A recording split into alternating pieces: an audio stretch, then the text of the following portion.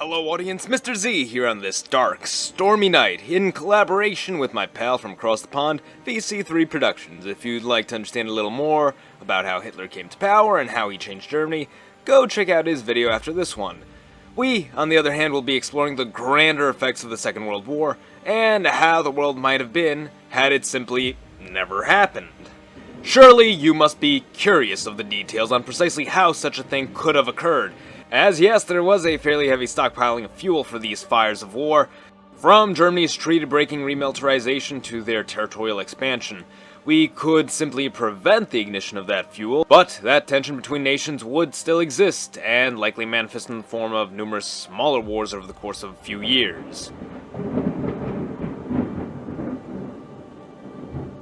But I can work with that. So, what is our ignition point for World War II? Poland, of course. And why did Germany invade Poland? Well, for land. For other things too, but we don't want to get demonetized here. Specifically, land lost in the wake of the First Great War, known as the Polish Corridor, which separated Germany from its land in East Prussia. Many of you are likely familiar most with the city of Danzig, which some might confuse for the entirety of the Polish Corridor, but there was a difference. It's about half. So, holy frickin' smokes. So, Germany and Poland already have a non-aggression pact, and a bargaining over the territory, while unlikely, isn't out of the question. See, that corridor is Poland's only port into the sea, something which happens to be quite essential to any nation that hopes to make a name for itself internationally, and not remain dependent on surrounding nations, which, if you're Poland, you know never ends well for you. But perhaps a compromise could be made. Poland had been looking to re-establish the Poland-Lithuanian Commonwealth following World War I, and with the neighboring USSR, a union with a country as formidable at fighting the communists as Poland wouldn't be such a bad idea for little old Lithuania there. So, if we assume Poland and Germany enter into an agreement to defend Lithuania from the USSR in exchange for the establishment of the PLC for Poland, we now have an arrangement which for Germany restores the pre-war Reich and earns it a powerful buffer ally against the Soviets, while Poland restores its ancestral borders and enters into a defensive pact with Germany. Yes, I know many of you will argue that German goals would have included the destruction and conquest of the USSR, but such a thing is still achievable through collaboration with Poland, and later partitioning the land, or just backstabbing Poland and taking it all, which they are basically very capable of. This is Germany we're talking about, folks. Don't underestimate them. Alternatively, Germany could seek to restore some colonial assets in Africa lost during World War I for the resources there.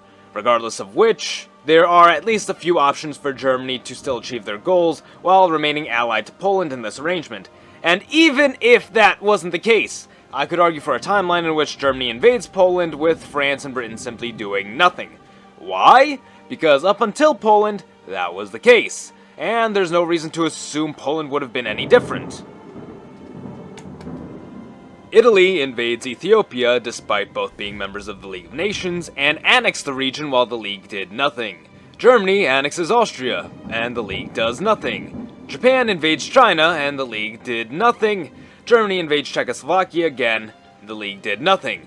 Although, it was at this point that Neville Chamberlain did put forth that Britain and France would accept Germany's claims to the land, so long as there'd be no further aggressive expansion by Germany.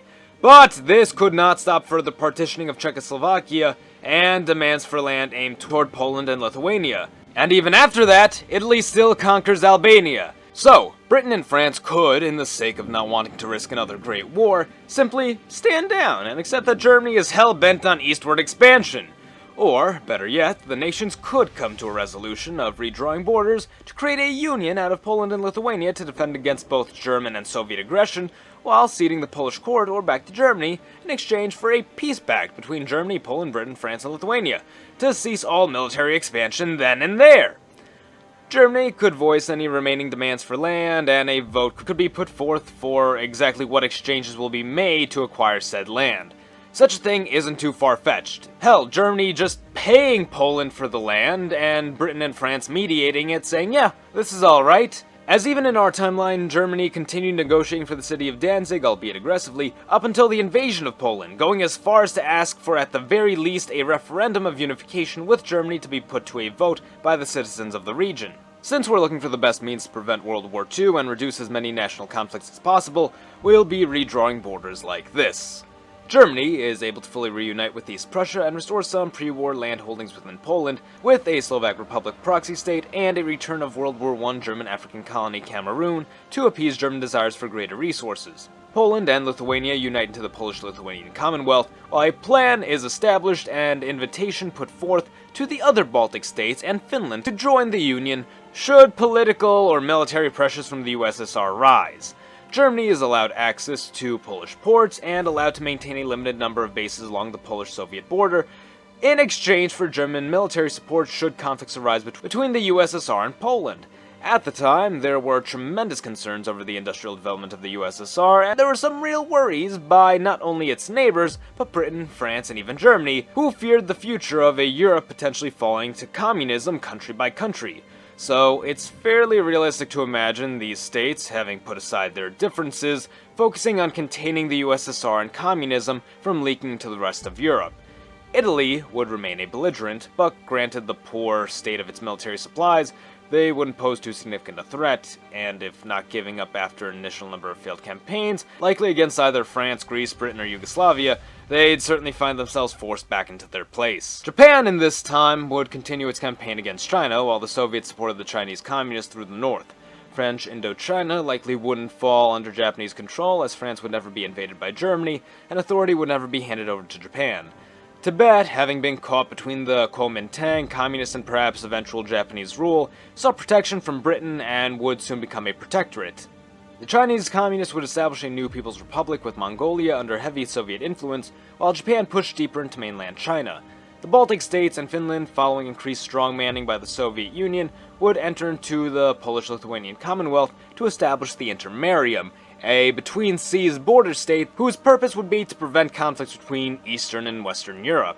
This would have been the earlier mentioned plan Britain, France, and Poland had agreed upon to ensure peace throughout Europe for the foreseeable future. This would, with the later addition of Romania, who stood now alone at the Soviets' Western Front, create a massive buffer state between Russia and Western Europe, with a military capable of fending off either the USSR or the German Reich, who would have been thriving on the European economic scene, becoming a leading producer in weaponry, industry, mechanics, and more, allowing it to purchase a number of colonial holdings from France, who was at the time undergoing its own gradual regime change. See, prior to the war, in our timeline, France was seeing some internal political upheaval. Having seen some of the worst battles of the First Great War, there was a tremendous amount of disillusionment and dissatisfaction within veterans and the youth, all of whom sought to make a change in their society. This led to, just as in Germany a decade prior, numerous far-right and far-left parties rising. And just before the outbreak of the Second World War, the far-right French Popular Party, not to be confused with the far-left French Popular Front, despite having been outlawed by the French Republic, was booming in popularity. It, along with the also far-right French Social Party, that's, French Social Party, that just sounds like a friendly gathering. La Partie Sociale Française, that's better. And it is often speculated that had the war not broken out, France would have gone much the route of Spain, Italy, and Germany, while Britain might see its own right-wing wave rise to counter the new focused enemy of communism. This regime change in France could lead the way for Italy to attempt to establish the Latin bloc with Spain and France, but it's Italy. It probably wouldn't happen. And while we're on the subject of regime change, the US is still facing down the Depression. Japan is far too preoccupied with its business in China to direct forces elsewhere, now dealing with remnant Kuomintang soldiers and Chinese communists along the northern border. Thus, Pearl Harbor would need to wait, and the US war industry has never kicked into gear. The US simply would have no war to supply overseas, and FDR's policies, be it intentional or not, bring the nation closer and closer to socialism day by day, with greater taxation, government spending, and social services being established, while the still struggling public feels it's not enough. Earlier on in 1930, there had been fears of a supposed business plot to overthrow FDR and install a pro-corporation fascist government, driving the US not to have a Red Scare, but a fascist scare. The political scene in Europe left them feeling isolated. There was no one to sell to, especially with Germany now producing superior products locally and for a better price. Social services and policies were the only things cushioning the burden of the Depression, and FDR becomes increasingly desperate to find a remedy pushing top income tax rates to 95%, while unemployment stays stagnant, even rising in some parts as business owners find themselves forced to shut down or hire fewer employees. The Soviets could take advantage of these conditions to begin lending aid to the US, disseminating pro-communist propaganda and even building factories on American soil to create more local jobs while aiding Soviet production. It would be through these gradual processes that the US would slide deeper and deeper into a communistic tunnel. And with the passing of FDR, so would the door be open for a further left America to elect a new leader to complete the task FDR had begun of creating a socialist America. The Soviets would certainly play some significant role in both funding and promoting the Communist Party USA, just as they had funded them during the Cold War in our timeline. Only now they'd have the opportunity to raise them to a higher position of power, and it would be with that done that the Soviets would conquer the US not through war, but through various means of subversion, cultural, economic, and political. The world of this timeline is a vastly different place. The US would never become a dominant world power and influence post-world Europe as it did in our timeline. Instead, it became a proxy state of the Soviet Union until it inevitably breaks off and becomes its own communist power, just as China or Yugoslavia did, likely going on to incorporate Central America and the Caribbean into a grander United Socialist States of America. Western Europe and its empires remain a dominant force in the world, never being weakened by the Second World War and being able to retain the majority of their colonial holdings. Germany and Britain would become chief competitors, while major conflicts between East and West are prevented by the intermarium buffer state and a greater Yugoslav state keeping the Balkans united against the potential aggressions of either Turkey or Italy.